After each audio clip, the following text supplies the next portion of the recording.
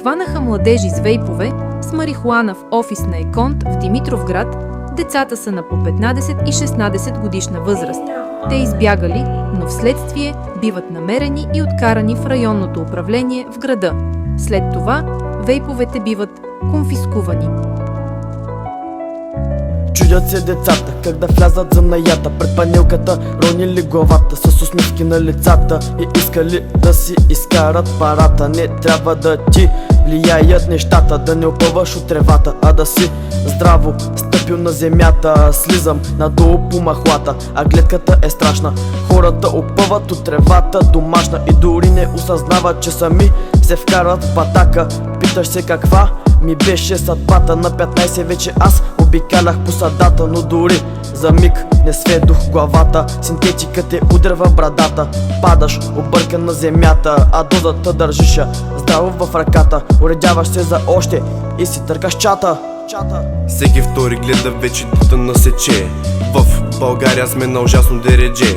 Всички използват едно и също клише, че народа ни е добре, а всъщност сме доста зле. Стрелям ви с рими, това го осъзнавам. Няма да ме видиш, аз да се предавам, защото осъзнавам, че ви надминавам. Никога пред никой главата си аз не свалям. Новата мода вече са само наркотици.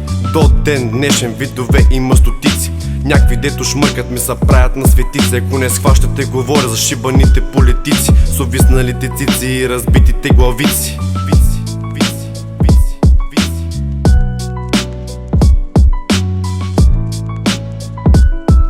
Със спорта нужно е повече ти да натискаш дявола до стената, трябва да го притискаш, да му кажеш да го духа, когато си поискаш, да разбереш, че не става колегена, не изплискаш.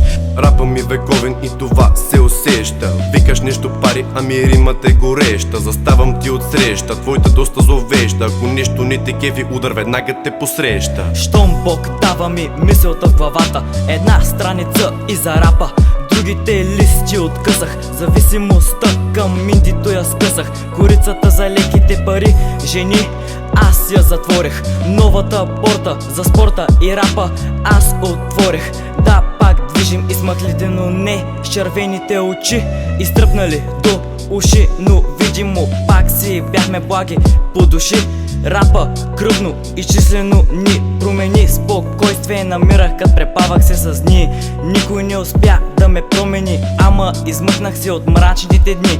Но не с 5G на ден, а с воля и с много силни думи.